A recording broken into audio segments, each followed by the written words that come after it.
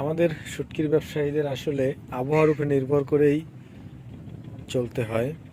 তো আমরা আবহাওয়া ভালো দেখে প্রায় 100 মণ এই মধু ফাইসাগুলো কিনেছিলাম। হঠাৎ করে আবহাওয়া খারাপ হয়ে যায়।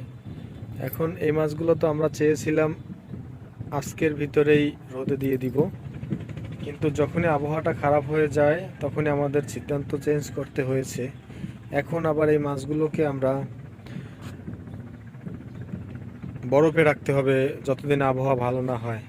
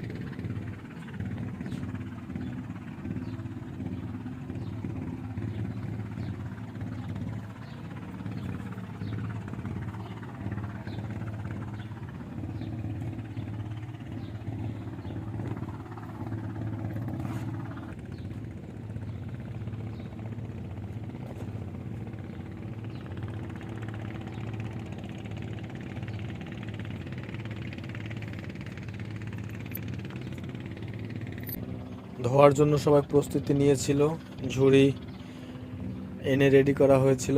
এদিকে আমাদের চাড়ই খালি করা হয়েছিল, চাড়ই সব খালি করা।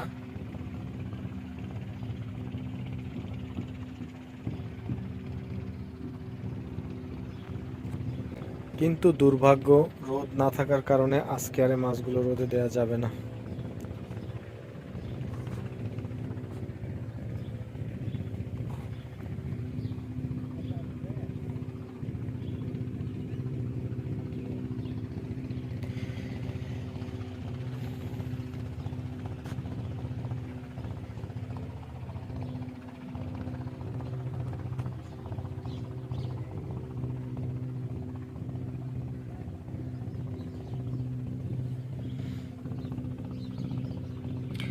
এগুলোকে আমাদের এলাকায় বলে ফাহা মাছ।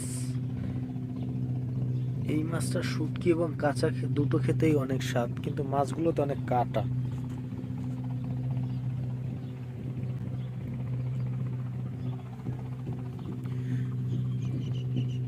এগুলো যখন শুটকি করা হয় তখন আর এই কাঁটাগুলো থাকে না, কাঁটাগুলো একদম নরম হয়ে যায়,